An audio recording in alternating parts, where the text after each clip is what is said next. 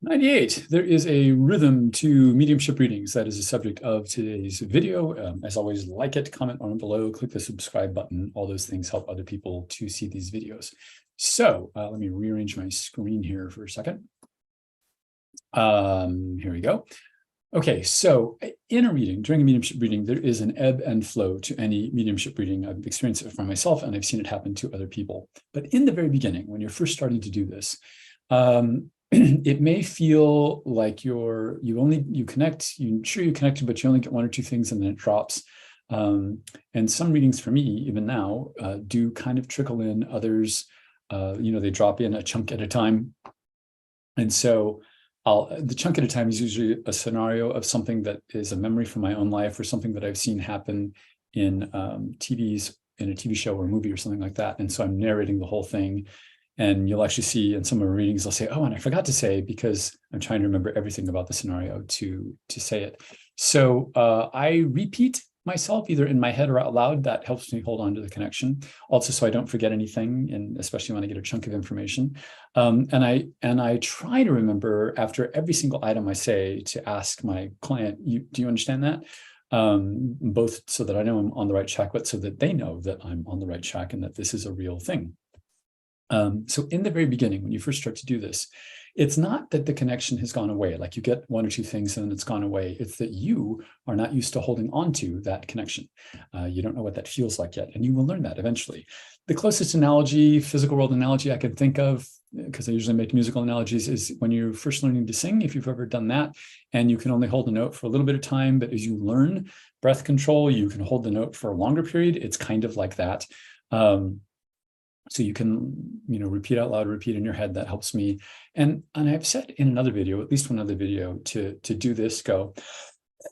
And the way you expect air to be there, I've said, expect someone to be there who wants to communicate, because someone is always there. But also you can expect them to want to say more than one or two things. And keep that in mind, that they want to communicate as much as possible. So there's that.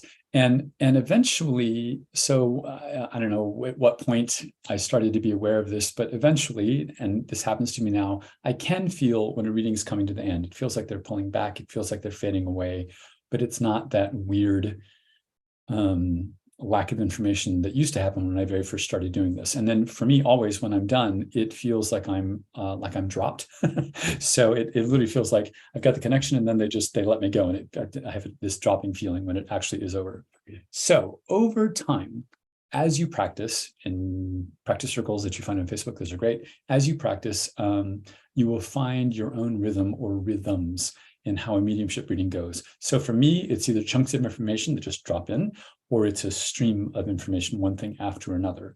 And I'm suggesting you let each reading be whatever it is, or let it go however it goes. Don't try to control it. Kind of, you have to, every time is new, and every time you have to go with the flow. So really the trick, I was just thinking about this, really the trick to doing a good quote unquote mediumship reading is to be saying one thing while you're letting the next thing drop into your awareness, and paying attention to both. So I may see everyone in my head who I've ever known named Debbie or Deborah. So I'll say that name while I'm feeling myself driving a stick shift. And I'll say, do you understand? Is it that she drove a stick shift? They'll say yes. And while I'm saying that, I'm remembering two different lady bus drivers from my childhood, school bus drivers.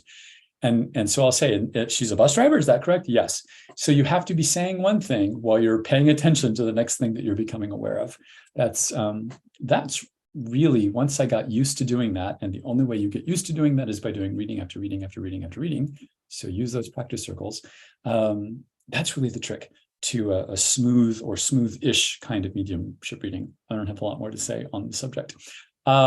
Next month, so I've said in other videos, next month's video, I'm going to talk about people in spirit looking at the world through my eyes. I've never heard anyone else talk about this, but I do feel, usually my parents or grandparents, when this happens, which is not that often, but I feel them looking at the world through my eyes. Often my parents will look at my brother through my eyes.